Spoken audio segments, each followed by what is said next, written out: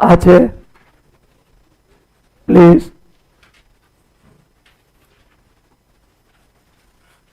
આ છે ભારત. કોણ છે? ભારત.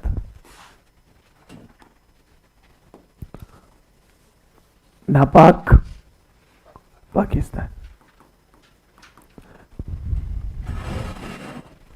શું બોલું છું? ઈને જોડો તો ઈ બાકી રહી જશે. આવું મેં કીધું તું. ઈને જોડો તો ઈ બાકી રહી ગયો. આપણી નજીકમાં રામ, એના પરથી યાદ રાખજો. પહેલા શું આવે? ઈરાન, પછી આવે ઈરાક, પછી આવે જોર્ડન, પછી આવે ઇઝરાયલ, પછી આવે ઇજિપ્ત. કેટલાના વસ્તુ ક્લિયર? અને ભારતીય બતાવે છે કે અહીંથી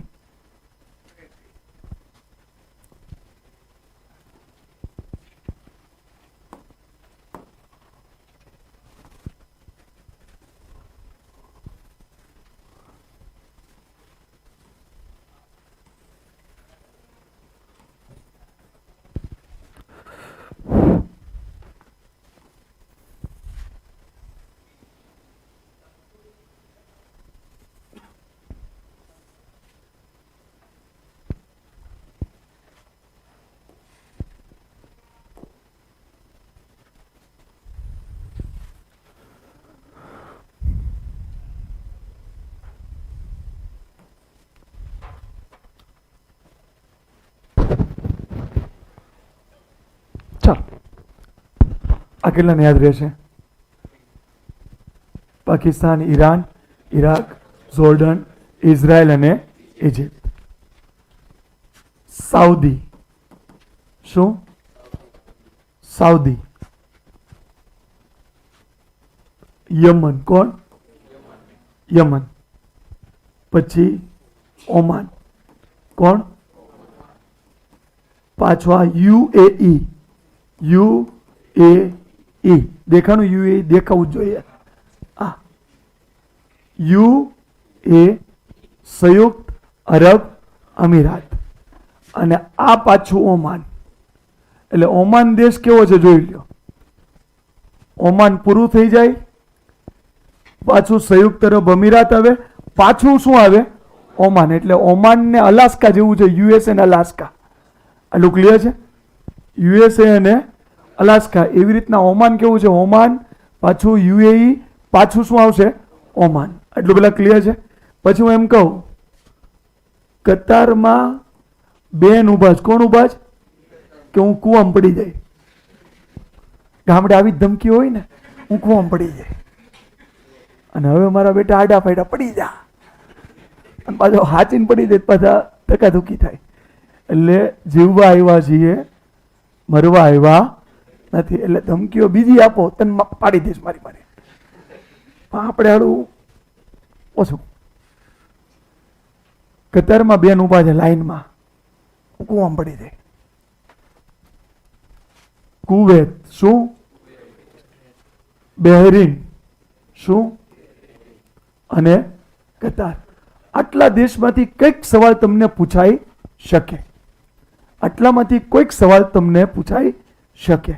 મને એક સવાલ યાદ નથી આવતો. મને એક વિદ્યાર્થી મને કાલના પેપરનો જ પીએસઆઈનો પૂછ્યો છે. એ ક્લાસ 1-2 લેવલનો સવાલ હતો, પણ મને તેમાં રિકોલ નથી થતો કે મને કયો સવાલ એને મોકલ્યો હતો. પણ એવું નહીં માનતા કે આ સવાલ ધ્યાનથી સમજો. અમુક સવાલ એવા હોય, આ ખાખરિયા ટપ્પાનો પ્રદેશ કહી દઈશ.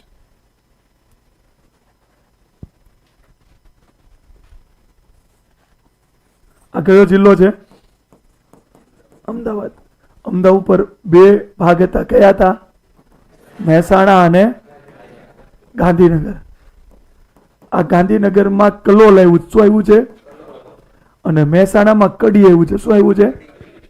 મહેસાણામાં કડી અને ગાંધીનગરમાં કલોલ. આડાહોડા કે આમને સામને? આમને સામને. આ પ્રદેશની રસ્તાની બે બાજુ જોશો તો ખાખરાના વૃક્ષો દેખાશે. કોના? આ એક જ વૃક્ષ એવું છે કે એના બે નામ સિઝન પ્રમાણે છે. ઠૂઠું થઈ જાય ખાખરો, ફૂલ આવે તો કેસુડો, પલાસ. તો રસ્તાની બે બાજુ ખાખરાના વૃક્ષ છે, એટલા માટે આ ક્ષેત્રને કહેવાય છે ખાખરિયા ટપ્પાનો પ્રદેશ. ટપ્પો પડ્યો, ખાખરિયા ટપ્પાનો પ્રદેશ. અને શેના માટે જાણીતો છે? કયો પદાર્થ? પેટ્રોલિયમ. તેના ત્યાંથી નીચેથી ખોદકામ કરવાથી સારું પેટ્રોલ મળે છે. સીધા બેસજો, સીધા ધીર ગંભીરતાથી બેસો તોય હું કરીશ. પછી મનમાં એમ નહીં કહેતા હું તો એકદમ ઈમાનદારથી બનો, મારો બેટો કે હું કામ બને, બરાબર છે. પણ તમે જ્યારે વર્દી પર સજ્જશો ત્યારે હું કદાચ તમારી ઓફિસમાં આવવું પડશે તો હું જી સાહેબ કહીને જ આવીશ. કેમ? તમે પદ હાંસલ કરી લીધું હશે ત્યારે. અત્યારમાં થોડા ટટ્ટાર, થોડા એનર્જી સાથે અને અસ્તવ્યસ્ત વગર પડવાનું. આ વિદ્યા છે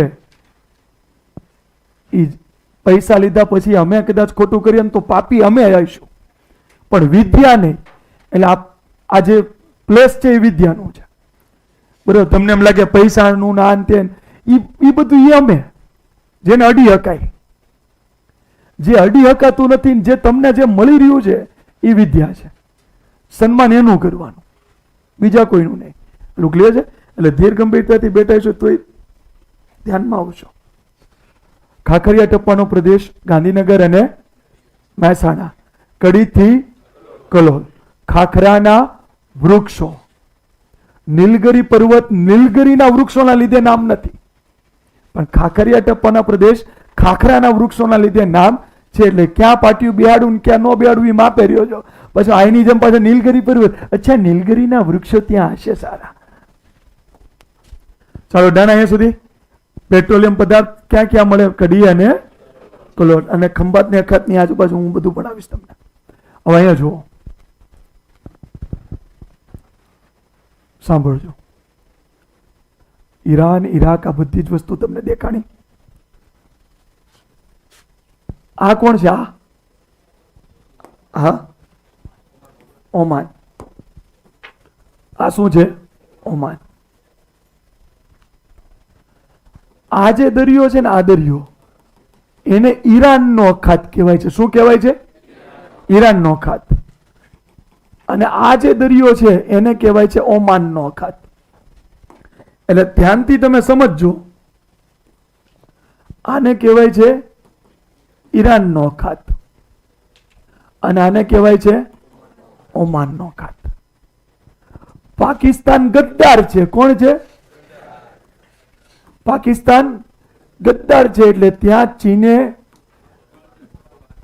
ગદ્દાર દેશમાં વાદર બંદર બનાવ્યું. તો મોદી સાહેબ કે તો આપણે ક્યાં નથી તને ઘેરતા આવડતું, તું મને ઘેરવા આવ્યો. મેં ચા બહુ વેચી, ચા વેચી વેચીને અહીંયા બંદર ડેવલપ કર્યું, ચા બહાર બંદર. કેવું બંદર? ચા બહાર બંદર. કેમ બાકી બંદર નો ખોપો ઉપાડી લીધો ને. ચા બહાર બંદર કયા દેશમાં આવ્યું? કયા અખાતમાં આવ્યું? ઓમાનનો અખાત. કેટલા જ નહોતી ખબર? ઉચારી કરો જી. જેને બહુ વાંચીને આવ્યા છે ને વહીવટ થઈ જાય ભાઈ. કોમ્પિટિટિવ એક્ઝામ છે. તમને શું પૂછશે? ચા બહાર બંદર ક્યાં આવ્યું? એ ઈરાનનો અખાત, બે ઓમાનનો અખાત, સી અરબ સાગર, ડી બંગાળની ખાડી. જો બંગાળ તો ન જ આવે, અરબી નો આવે. ઈરાન પાછું હું કે કોઈ નહીં આવડે. કરંટ છે, કરંટ, ઇન્ટરનેશનલ રિલેશન.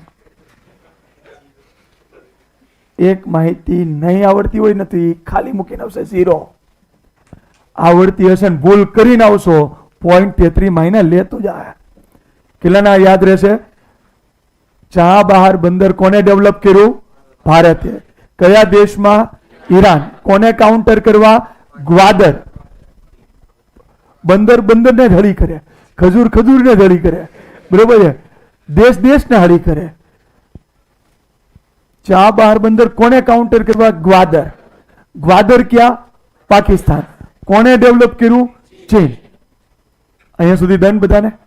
હવે સાંભળજો, આપણે અહીંયા 10 વર્ષ સુધી મેનેજમેન્ટ આપ્યું છે.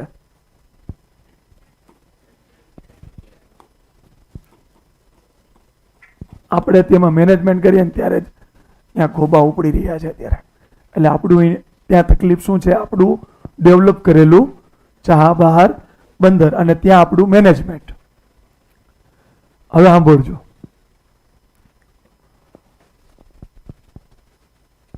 આ જે ભાગ છે ને, આટલો ભાગ એ 33 કિલોમીટરથી 49 કિલોમીટર જેટલો પહોળો છે.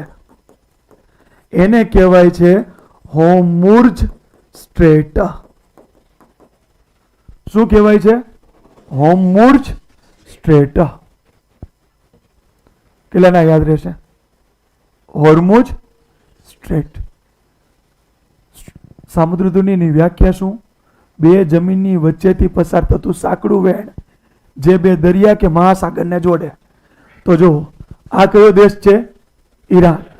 આ કોણ છે? ઓમાન. સાંકડું ભાગ થયો.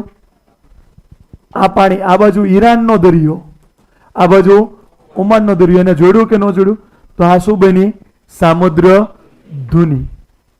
સામુદ્ર ધુની. તો અહીંયા તમે ધ્યાનથી સમજો, હોર્મુઝની સામુદ્ર ધુની કયા બે દેશ વચ્ચે આવી? ઈરાન અને ઓમાનની વચ્ચે. કયા બે દરિયાની વચ્ચે આવી? ઈરાનનો અખાત અને ઓમાનનો અખાત. જે દેશના નામ છે એ જ. આશરે કેટલા કિલોમીટર પહોળો? 33 કિલોમીટર પહોળો. લાંબો કેટલો? 3 ને 3 કેટલા થાય?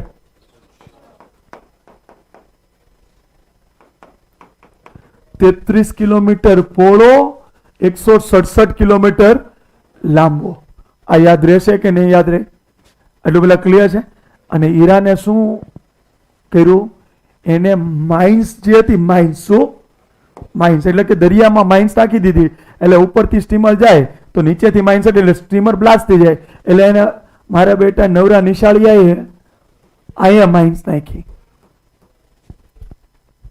ક્યાં નાખી? કોની બાજુ? ઓમાન બાજુ. એટલે સ્ટીમરે ફરજિયાત ક્યાંથી જવું પડે?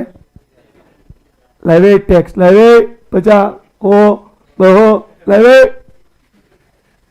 અંદોનું કે નથી દેવું. અને એમાં ડખા થયા અને એમાં દુનિયાનો સૌથી બુદ્ધિશાળી વ્યક્તિ પાકિસ્તાન એનું સમાધાન કરાવશે.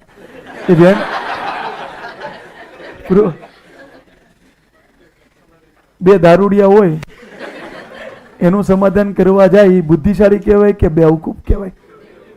બેવકૂફ કહેવાય. ધર્મનું અફીણ આધારે જે ઉત્પાદ થાય ને, ધર્મના અફીણના આધારે એનું સમાધાન કાઢવું બહુ ખતરનાક છે. આ ધર્મનું અફીણ વર્ષોથી ફેલાયેલું છે યહૂદી અને મુસ્લિમ વચ્ચે. ઈરાનમાં મુસ્લિમ શાસન છે અને ઇઝરાયલમાં યહૂદી. હજુ અમેરિકા પાછું પડી જાય પણ ઇઝરાયલ પાછું નથી પડતું. એટલું ક્લિયર છે. એનો તમે જોજો, લેબનોનમાં સંધિ કરીને આમ કર્યું ને, પાછું મહિનામાં ફટાક્યું કરે ને કરે. જાણે એની પાસે હાળવું બોમ્બ ગોળા બહુ હોય ને એવું મને ક્યારેક લાગે છે કે આમ એમ થતું કે આ વેસ્ટ જાય કરતા ફોડી દવાયેલ ને. ક્લિયર છે? અહીંયા ધર્મનું અફીણ છે, યુદ્ધનું. પરમાણુ બોમ્બ ને આ અંતેની તો બધી સેકન્ડરી વાતો છે. તો ભારતે પરમાણુ બોમ્બ કર્યા હતા, અમેરિકાએ પ્રતિબંધ મૂક્યા હતા. આવો જ યુદ્ધ કરવા. આપણે પેલા કોણે કર્યું હતું? ઇન્દિરા ગાંધીએ. ત્યારે અમેરિકાએ વાંધો ઉઠાડ્યો એટલે આપણે થોડું પાછા પડ્યા. નહોતું કરવાની જરૂર, ત્યારે મોરો કરવાનું જરૂર હતું, મોરો પણ થોડા આપણે પાછા પડ્યા. પછી આવ્યા અટલ બિહારી વાજપેયી અને મહાન રાષ્ટ્રપતિ આપણા એપીજે અબ્દુલ કલામ. કરી દીધું પોખરણ ધડાકો. બરોબર? 1974 પ્રયત્ન કર્યો હતો, સક્સેસ નો ગયા તો 4 ના ડબલ, 7 માં 2 નાખો. ક્યારે કર્યું? પોખરણ 1, પોખરણ 2. અને પોખરણ 2 માં અટલ બિહારી વાજપેયીએ ઘોષિત કર્યું કે હવે ભારત એ પરમાણુ રાષ્ટ્ર છે. ત્યારે ભુટ્ટો, પાકિસ્તાનનો ભુટ્ટાનું ફેમસ વાક્ય છે, આજથી પાકિસ્તાન ભૂખે મરશે, ઘાસ ખાય, પણ પરમાણુ બોમ્બ બનાવશે ને બનાવશે. કારણ કે પરમાણુ બોમ્બ આપણે બનાવ્યો, ઝાડા એને થઈ ગયા. બરોબર? એને કોઈ દી ચંદ્રયાન ન કર્યું, એને કોઈ મિશન લોન્ચ ન કર્યા, એને ખાલી પરમાણુ બોમ્બ બનાવ્યું, અમે આગળ. પણ તું કોઈ દી આગળ ગયો? અમારું શિક્ષણનો દર જો, અમારી દીકરીઓ ક્યાં પહોંચી, અમારું સાયન્ટિસ્ટો ક્યાં પહોંચ્યા, અમારી સંપત્તિ ક્યાં પહોંચતી જાય છે. ક્લિયર? હરીફાઈ એની કર. બાકી ભુટ્ટોએ કેવું વાક્ય કીધું હતું? ભૂખે મરશું, ઘાસ ખાવું, પણ અમે પરમાણુ બોમ્બ બનાવશું. ને બનાવ્યું હોય ખરો. કારણ કે એનું જીવન શું છે? બસ ડખા જ કરવા, ઈ સમાધાન કરાવવાનું છે.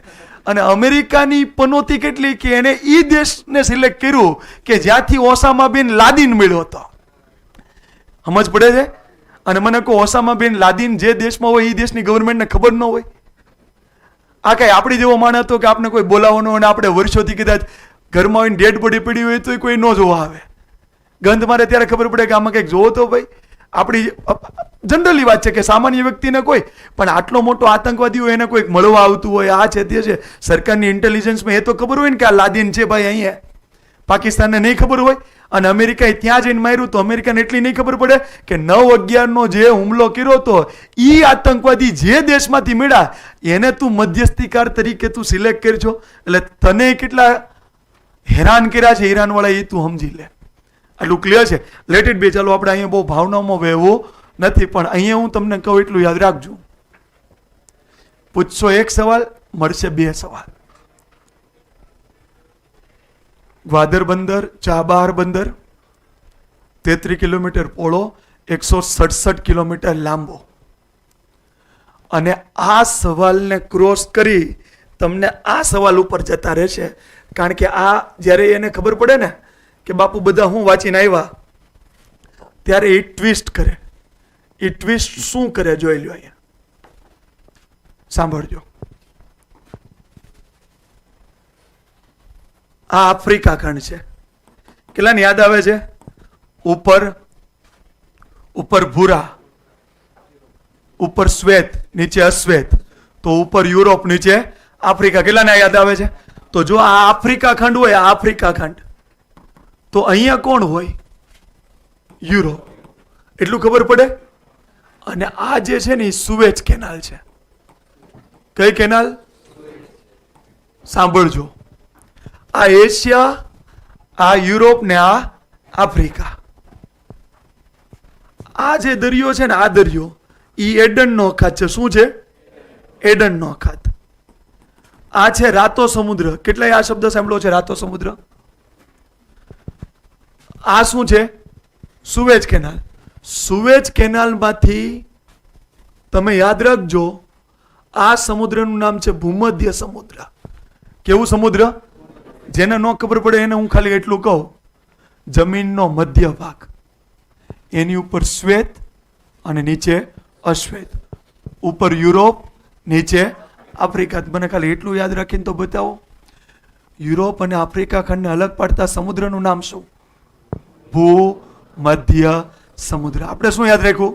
જમીનની મધ્ય, જેની ઉપર એક શ્વેત લોકો અને નીચે અશ્વેત લોકો. યુરોપ અને આફ્રિકા ખંડને અલગ પાડતો સમુદ્ર કયો? ભૂમધ્ય સમુદ્ર. કેટલાને આ વસ્તુ ક્લિયર? એશિયા અને આફ્રિકાને અલગ પડતો સમુદ્ર એડન. એડનના અખાતની આ બાજુ આફ્રિકા ખંડ, તો આ બાજુ એશિયા. રાતા સમુદ્રની આ બાજુ એશિયા, તો આ બાજુ આફ્રિકા. કેટલાના ક્લિયર કટ સમજાય છે? ઊંચા નહીં કરો ને. આ તમારી પાસે મેપે આવશે, ઘરે જઈને ઓરિજિનલ મેપે જોયા. તો આપણો દેશી મેપ છે. આટલું ક્લિયર છે? આ બંધ કરવાથી કોને કોને નુકસાન થશે? કુવેતને, બહેરીનને, કતારને, સાઉદી અરેબિયાને, જોર્ડન, ઈરાક. કેટલાને મારો મિનિંગ સમજાણો? આ દેશને કંઈક મગાવવું હોય કે કંઈક વેચવું હોય, એનું જહાજ આની બહાર જ નથી નીકળતું તો એ ફસાઈ ગયા. કેટલાને ખબર પડે? ઓમાન અહીંથી છટકી જાય, યમન આ બાજુથી છટકી જાય, સાઉદી અરેબિયા આ બાજુથી છટકી જાય, પણ એનો કોસ્ટ જોવો, ટ્રાન્સપોર્ટેશન કોસ્ટ. કેટલાને સમજ પડે? તમારા લેક્ચર હવે ગિફ્ટ સિટીમાં રાખીએ તમે શું કહો? ફી પાછી આપે, મિની બસ રાખ, બરોબર? અહીંયા અમે પીજીમાં એડમિશન લઈ લીધા. હવે ગિફ્ટ સિટીએ લેક્ચર લેવો તો અમારે ટ્રાન્સપોર્ટ તો લાગે કે ના લાગે? અહીંયા હોત તો અમારે પગનું ટ્રાન્સપોર્ટેશન નહોતું માંગ્યું, અમે હાલીને આવતા હતા. અમે અહીંયા સુધી કેટલાને ક્લિયર? એડનનો અખાત કેટલાને ક્લિયર? રાતો સમુદ્ર. હવે અહીંયા સાંભળજો, આ સવાલ તમને પૂછશે. આ યમન કોણ? કેટલાને એટલું યાદ રાખશો કે યમરાજ જેવો શબ્દ દેખાય? યમન કેવો શબ્દ? યમરાજ હોય ને ત્યારે જડીબુટી ને કાંઈ બુટી કામ ન આવે, જી બુટી થઈ જાય, થઈ જાય. યમ સામે આવી જાય પછી જડીબુટી દવા પી લો, હવે જા ને ભાઈ ઉપાડી લે હમણાં ગોબો ધારો. ક્લિયર છે? યમ છે યમ. ખાલી મને એટલું યાદ રાખજો, યમનની સામે કયો દેશ છે? જીબુટી. જીબુટી, જડીબુટી નહીં. એ તો ખાલી યાદ રાખવા માટે કે યમ હોય તો જડીબુટી કાંઈ ન આવે. શું આવે? જીબુટી. જીબુટી આફ્રિકા ખંડનો દેશ છે અને યમન એશિયા ખંડનો દેશ. તો તમને નથી લાગતું કે આ સાંકડું પાણીનું વહેણ બે જમીન ભાગની વચ્ચે છે, જે બે દરિયાને જોડે છે, એડનનો અખાત અને રાતો સમુદ્ર? કેટલાને આ ખબર પડે? ઊંચી આડી કરો ને. પાકો? યમ આવે ને તો બાબા યાડાનો આવે. બાબા અલ મદ બનીની સામુદ્ર ધુની. આ સવાલ પૂછાશે. કેવી સામુદ્ર ધુની? બાબા. આના કરતા ડેન્જર આ થઈ રહી છે. પણ એ કેવું છે? એ થોડું સારું વાંચન કરતા છો તો ન્યૂઝપેપરમાં આવશે. બાકી ન્યૂઝને શું હોય? બધાને શું ગમે? ટીઆરપી ક્યાં છે? દે ધના ધન ધન. યુએસએ ઈરાનને ફોન કરી દીધું કે આપણે યુદ્ધ પૂરું કરવાનું, તો અહીંયા મીડિયા ચાલતું હોય. હવે યુએસએ શું કરશે? પણ એને કહી દીધું કે હવે નથી કરવાનું, તું શાંત થા, કંઈક બીજું ન્યૂઝ ચલાવ્યું. ક્લિયર છે? તો એ આમાં બહુ નહીં દેખાડે, પણ આ શું છે સાંભળજો, સાંભળજો. પેલા મને એટલું ખાલી કહો, બાબા અલમદ બનીની સામુદ્ર ધુની કયા બે ખંડને અલગ પાડે? એશિયા અને આફ્રિકા. કયા બે સમુદ્રને જોડે? રાતો સમુદ્ર અને એડનનો સમુદ્ર. ઓકે. કયા બે દેશની વચ્ચે છે?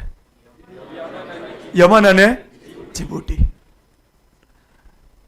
કેટલાને એટલી ખબર પડે કે અહીંથી હાઈલાત જાઓ તો આ તમારું ભારતથી અહીંથી જહાજ નીકળ્યું, અરબ સાગરમાંથી ઢીંચક કરતું કરતું એડનના અખાતમાં આવ્યું. ઢીંચક બાબા એટલે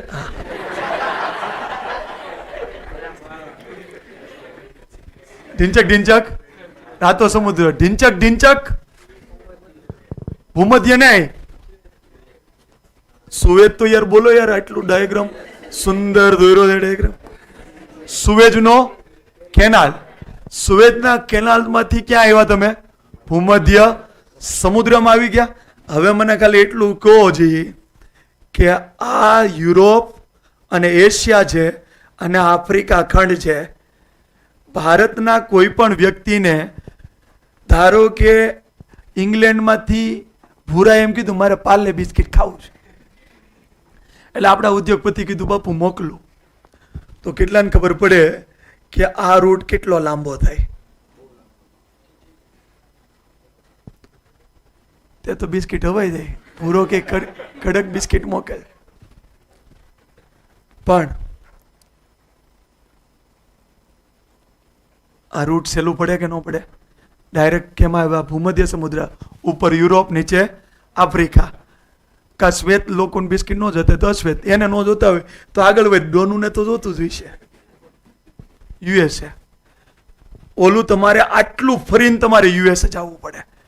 તો કેટલાને ખબર પડે સુવેજ કેનાલ શું છે? ભારત અને યુરોપ વચ્ચેનો રસ્તો ઘટાડે છે. કેવી રીતના?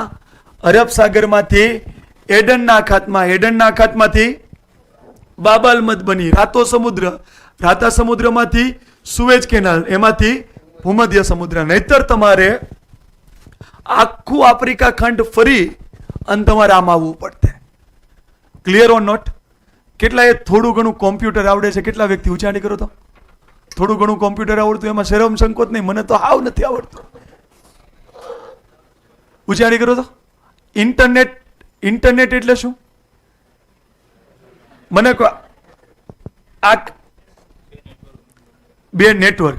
તો દુનિયામાં ઇન્ટરનેટ ભલે તમને જોડાણ ન દેખાતું હોય, પણ વાયરથી જોડાણ થયેલું છે ને છે. ધારો કે તમારો અહીંયા ઇન્ટરનેટનો એકમ હશે, ભલે ત્યાંથી સિગ્નલ લોન્ચ થયા તમારા મોબાઈલમાં પકડાનો, હલો ખાધું પીધું એ તમે જે કર્યું, પણ એ આ જે ટાવર છે એ ધારો કે કેનેડા સંભળાતું હોય તો ભલે તમારા દેશમાં એક જગ્યા આવી હશે, ત્યાંથી વાયર કનેક્ટ કરેલું ત્યાં કેનેડામાં હશે ને હશે.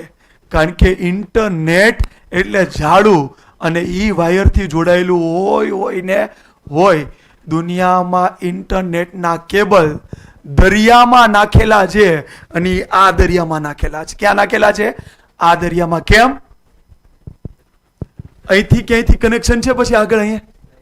પણ અહીંયા તમે જો યુરોપથી આમ જાઓ એટલે અમેરિકા, એટલે અમેરિકાથી દરિયામાં કેબલ નાખ્યા છે, એ આમાંથી કેબલ કાઢ્યા છે, અને એ કેબલ અહીંયા અરબ સાગર, અને અહીંયા હોય તો આપણે કે હેલો હું હાવ આર યુ આગળ. એટલે મારો મિનિંગ સમજાય છે? એટલે જો એ દરિયાના કેબલ ત્યાંથી કાપી નાખવામાં આવે એટલે દુનિયાનું ઇન્ટરનેટ તમામ બંધ, નેટ ઉપર ચાલતી વસ્તુ બંધ, પ્લેનના સિગ્નલ બંધ, ટ્રાફિકના સિગ્નલ બંધ, સંદેશા વ્યવહારના નામે ઝીરો. કેટલાને મારો મિનિંગ સમજાય છે?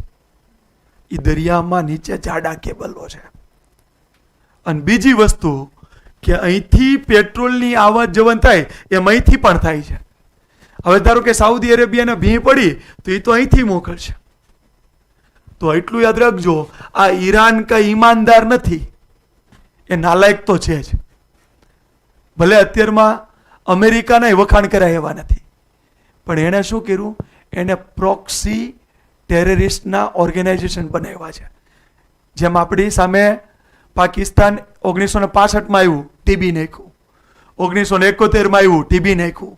1999માં કારગિલમાં આવ્યું, ટીબી નાખ્યું. પછી એને કીધું કે મોટા પાયે ટીબાવું નથી, નાના પાયે ટીબાશું હવે. એટલે પ્રોક્સી વોર ચાલુ કર્યા. શું ચાલુ કર્યા? ઉરી, બરોબર છે, પુલવામા, નાના ફ્લેજમાં. જેવું ફૂલ ફ્લેજનું થાય ને એટલે તરત સરેન્ડર કરી દે, બરોબર. જેવું ઓપરેશન સિંદૂરમાં, મને કહો કેટલાને ખબર છે કે ઈરાનમાં એક વ્યક્તિ પડી ગયો તો યુએસએ સર્ચ ઓપરેશન ચલાવવું પડ્યું. આપણો અભિનંદન પડ્યો તો આપણે સર્ચ ઓપરેશન ચલાવવું પડ્યું કે એને સામેથી આપવો પડ્યો? એમ નામ. અને એ હું દયાવાળો દેશ છે, એને તરત ખબર પડે કે ઇન્ડિયા તરફ ફૂલ ફ્લેજ વોરમાં જાય ને તો કદાચ એક અભિનંદન છે સામે 1000ને ઢાળી દે. કારણ કે દુનિયાનો એક જ માત્ર ઇતિહાસ એવો છે કે આખી આર્મી પકડી લીધી હતી. 95,000 સૈનિકો આપણે 1971માં. અને કેટલાને ખબર છે? એને 3 વર્ષ આપણે હાઈચમાં હતા. કેટલા વર્ષ? જેને ન ખબર હોય એને 90,000 સૈનિકોને આપણે 3 વર્ષ કઢી ખીચડી કરાવ્યા હતા ભારતમાં. એગ્રીમેન્ટ કર્યા પછી એને દિવેલ નાખીને માથું વળેલા આપણે પાછા રિટર્ન આપ્યા છે. એટલું ક્લિયર છે? એટલે ધ્યાનથી સમજો. આને ઈરાને દુનિયાને બહુ હેરાન કર્યા છે. તો આપને નથી, આપણી એરે સારું છે એટલે આપને નથી, બરાબર છે. એણે શું કર્યા? અહીંયા યમનમાં હુથીને ડેવલપ કર્યા. કોને ડેવલપ કર્યા? આ સવાલ પૂછાશે જ, તમે ચેક કરી લો છો. હુથી એને કે સાઉદી એને હળી કરતો, કારણ કે સાઉદી અને ઈરાન વચ્ચે પણ બબાલ છે. ક્લિયર છે? એટલે સાઉદીને હેરાન કરવા માટે એને કોને ડેવલપ કર્યું? હુથીને. શસ્ત્રો આપે, આ આપે, સામી છાતીએ નહીં લડવાનું. તારે ને મારે બીજું કંઈ નહીં. તારે શસ્ત્ર જોતા, પૈસા જોતા, ફંડિંગ બધું હું આપું. અને અમને ઘટશે તો ઇન્ડિયામાંથી ભેગું કરીને અમને મોકલશે. ક્લિયર છે? કર્યું જ ને, બરોબર છે. મને કોઈ સંકોચ નથી કોઈનો વિરોધ કરવામાં, કારણ કે એમ તો યુદ્ધ આપણે કર્યા. આપણી આર્મી માટે ક્યારે ફંડ ભેગું કર્યું? તમે ક્યારે ફંડ ભેગું કર્યું?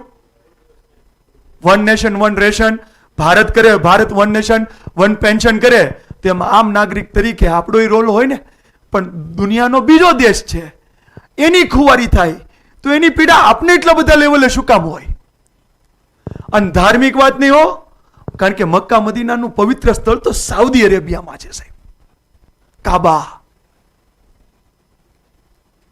એટલે કોઈ મારો વિરોધ કરતા પહેલા મને સમજજો, કારણ કે તમારો જેટલો આદર્શ નહીં હોય એટલો આદર્શ મારો એપીજે અબ્દુલ કલામ છે અને એ મુસ્લિમ છે, પણ એના કાપો ને તો ભારત માટેનું લોહી નીકળે. ક્લિયર? કારણ કે એના જો આપણે મિસાઇલમાં એટલા મજબૂત ન કર્યા હોત તો આપણે શું કરી લેતે. મિનિંગ મારો સમજાય છે?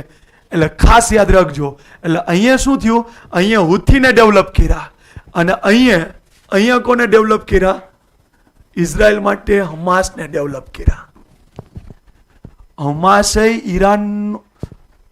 ઈરાનના સમર્થનમાં છે, બરોબર છે. હુતી પણ ઈરાનના સમર્થનમાં છે. એટલે હવે હુતી શું કહી રહ્યા છે કે જો યુદ્ધ પાછું પાડજો, નહીતર અહીંયા અમે કેબલ તોડ નાખશું. કેટલા મારો મિનિંગ સમજાણું? એટલે જે સેકન્ડ જે સમસ્યા પેદા થવાની છે અહીંયા થવાની છે. આટલું ક્લિયર છે? બાબા અલમદ બનીની આની જેટલી સેફટી છે એટલી જ આની સેફટીની પણ વાત કરવાની થશે છે. આટલું પેલા ક્લિયર છે? અને અહીંયા ધ્યાન રાખજો, બાબા અલમદ બની, હોમોર્જ, કોની વચ્ચેનું કનેક્શન અપ ટુ ડેટ આપને આવડવું જોઈએ. જેમ અહીંયા ઇઝરાયલની બાજુમાં લેબનોન છે. શું છે? લેબનોન. તો આ ત્રણ શબ્દ યાદ રાખજો. ઇઝરાયલમાં જે છે એ હમાસ. કોણ? હમાસ. લેબનોન જે છે, લેબનોન, ત્યાં કોણ? હિઝબુલ્લાહ. આ સવાલ તમને આવશે જ. અને યમનમાં હુતી. આ પીવાય છે, આ પૂછાઈ ગયો છે ઓલરેડી. હુતી. આટલું ક્લિયર?